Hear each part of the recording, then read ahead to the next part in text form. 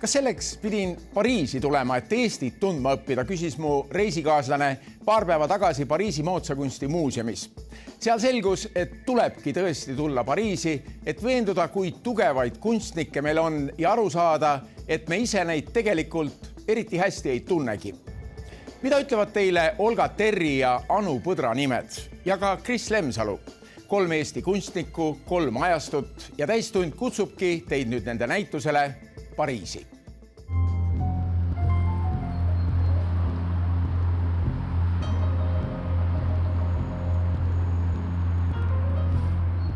Suured näitused kunstimetropolides nagu Pariis ei sünni lihtsalt nii, et kuulus muuseum tuleb meie uksele koputama, et soovime nüüd Eesti kunsti.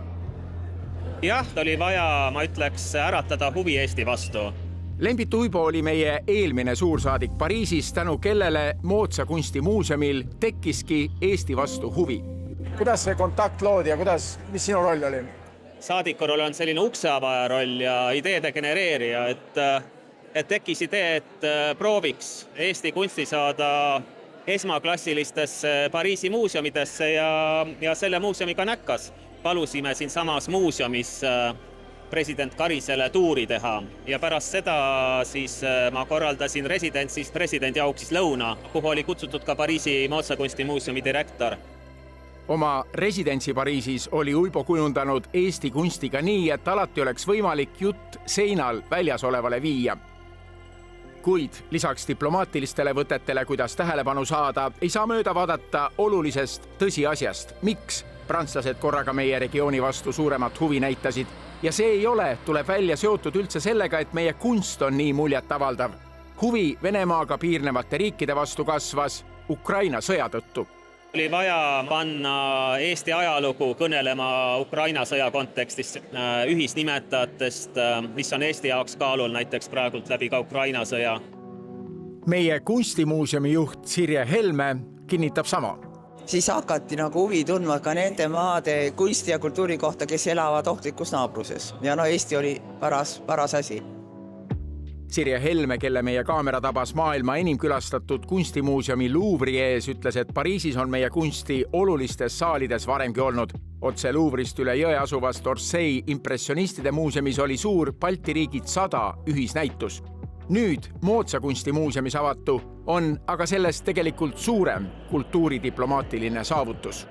See on teistmoodi kui me eelmised näitused, aga see on tõesti nagu puhtalt lehelt tekkinud. Nii ma olen väga uhke selle üle.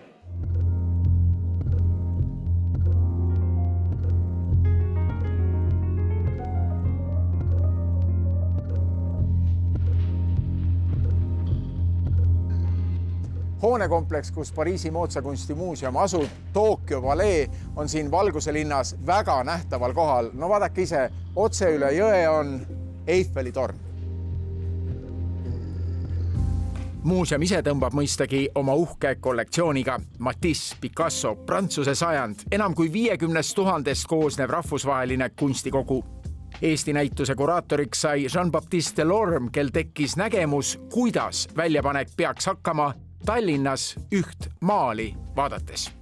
Olga Terri is the only artist I didn't know before starting working on this project, and it's one painting that I saw at Kumu, which is like this tiny portrait of a prisoner from the end of the 1940s.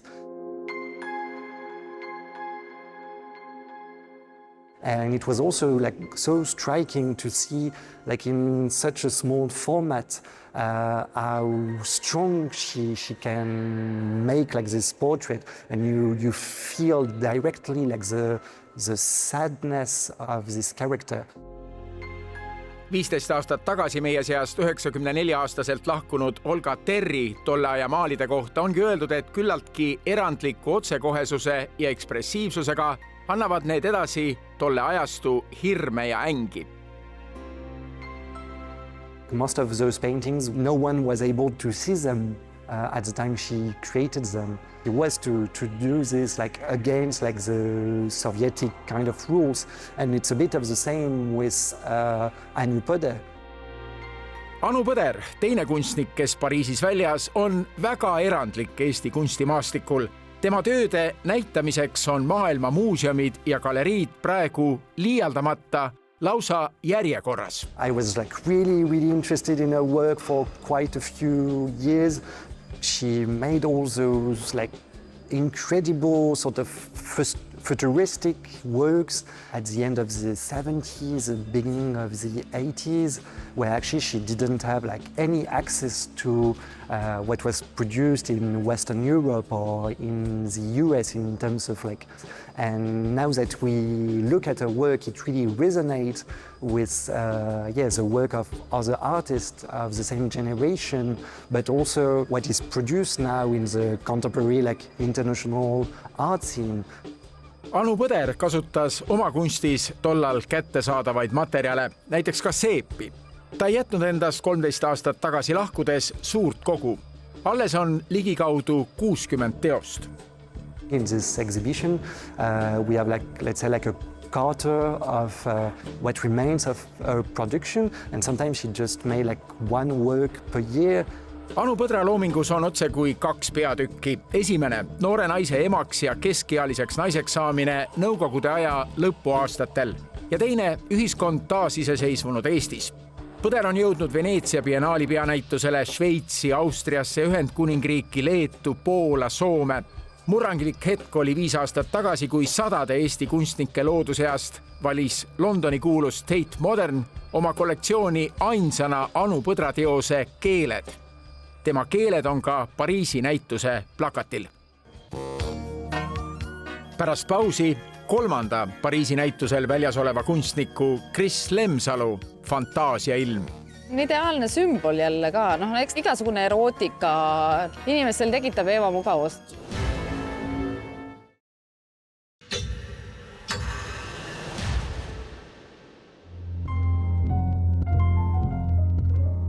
Pariisi moodsakunstimuuseumis avati suur Eesti näitus. Prantsuse kuraatorid kõnetasid 3 Eesti naiskunstniku Olga Terri, Anu Põdra ja Kris Lemsalu teosed. Ja see Kris Lemsalu Card to Go, mis näitusel väljas, kuulub Pariisi Pompidou keskuse kollektsiooni. Olga Temnikova, meie galerist, kes Kris Lemsalut maailmas esindab, aitas sel sinna jõuda. See ei ole nii, et Pompidou tuli ja ostis Krisi töö oma kollektsiooni. No muuseumitel ei ole raha, Euroopa muuseumitel ei ole, nii et see on väga levinud, et galerii otsib annetajaid. Nad natuke panustasid, aga suurem osa tuli Eesti patroonidelt ja see oli minu jaoks esimene kord, kui ma pidin otsima toetajaid, et seda annetust niimoodi teha, et ikkagi kunstnik saaks ka makstud, mis oli minu jaoks väga tähtis. Mida tähendab kunstniku jaoks, kui ta teos on Pompidou kollektsioonis? No see on ikkagi väga tähtis, see on maailma top 5 institutsioon ja see näitab, et teda on märgatud. Kris Lemsalut märkas maailma kunstiilma koorekiht esmakordselt 16 aastat tagasi New Yorgis. New York Times kirjutas Eesti kunstnikust, kes linnas toimunud biennaalil oli osa oma teosest, lebades tunde liikumatult kilpkonna kilbi all. Midagi samalaadset tegi ta ka nüüd Pariisi näituse avamisel. Lemsalu jaoks oli pöördeline muidugi 2019. aasta Veneetsia biennaal, see maailma kunsti kõige olulisemaks peetav näitus, kus ukseks Eestit esindanud väljapaneku mõtestamisel olid 10 keraamilised tussud. No aga kui see uks on, ütleme, naise tussu, nagu oli Veneetsias, no kuidas ta siis avatud on, mis me peame sealt uksest siis vaatama? No see on eluring. Seda me saamegi sealt vaadata. Me tuleme sealt, ta on ideaalne sümbol jälle ka. Eks ta natuke, igasugune erootika inimestel tekitab ebamugavust. Aga miks peab kunsti olema mugav vaadata? Kunstnike kohta ju öeldaksegi, et neid on meil vaja, sest nad näevad ka kõige argisemaid asju teise pilguga. Lemsaluga kohtusime Pariisi näituseel Tallinnas, kui ta väljapanekut ette valmistas ning just sellele jutt läkski, et tema pilgu, tema kunsti järgi on maailmas päris palju huvi. Sa oled nüüd tõusnud kunstipüramiidis ikka väga kõrgele, Veneetsia, nüüd Pariisi näitus. Jah, pärast seda Pariisi näitust lähen kohe ühte residentuuri Montreali, et mul tuleb seal ka näitused. Austrias Linzis on ja Viinis enda galeriis. Arsi keraamikakeskuses Tallinnas oli aga just valmis saanud Pariisi väljapaneku keskne objekt, lootuse paavst. Et see lootus on mingi teema, millega väga paljud tegelevad, kas nad on andnud alla või nad hoiavad 10 küünega kinni. No tänases maailmas on seda eriti vaja. Absoluutselt. Ma ei võta tavaliselt mingit ühte teemat, aga hetkel on see põletav. Pariisi näitusel esitasid küsimusi maailmas leviva lootusetuse kohta ka Lemsalu fantaasias sündinud vaatajate keskel kulgenud Lame maa ja hingemuusikud Maria Faust ja Gregor Kulla. Kuraatori sõnul näitab Lemsalu, et kunagi raudse eesriide taga olnud Eesti noortest tegijatest on saanud nüüd maailma kodanikud. Aga ikkagi, kuidas Lemsalu sürrealismi kalduvaid teoseid lahti mõtestada? What this tells us? At first, let's say you have this image which is kind of reminding of the victory of Samothrace, this antique sculpture without head and those massive wings, like those two wolves that in a way can remind us of the wolf that was at the beginning of the Roman nation, of the story of the wolf with feeding Romulus and Remus. And those tiny sort of like funny figures with the umbrellas, but that are actually like a reference to the umbrella revolution in Hong Kong that Chris had the opportunity to see in 2004. Yeah. Kui veelgi terasemalt vaadata, on Pariisi näitusel teisigi peidetud kihte, näiteks Kris Lemsalu seotus Anu Põdraga. Anu Põdraga mul on selline naljakas seos, et ta oli mul Kevadtänava kunstikooli õpetaja. Sa olid siin koos oma õpetajaga väljas? Väga palju aastaid hiljem ma sain teadlikus tema töödest, et ta on ise ka kunstnik. Vaat sellised kohtumised Pariisi näituse saalis ka. Meie kultuuriministril oli näituse vaatamise järel kodupublikule aga üks väga konkreetne soovitus. Erakordsed naised ja ma mõtlen erakordselt hästi kokku pandud näitus. Ja ma arvan, et ega eestlastel endalgi on ehk huvitav nüüd nii Anu Põdra kui Olga Terri lugusid taas avastada.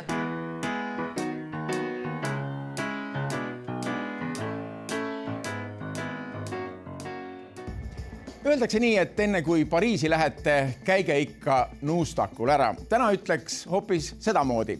Nüüd, kui meie kunstnikud on Pariisis väljas, on tõesti aeg neid ka nuustakul enam tundma õppida.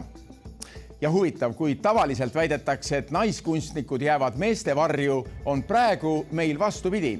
Maailmas teevad ilma Eesti naised. Lisaks Pariisi näitusele on Helsingis Kiasmas Edith Carlsoni suurnäitus ja Veneetsia biennaalil sel maailma kõige olulisemaks nimetatud kunstinäitusel esindab Eestit alates maist Merike Esna.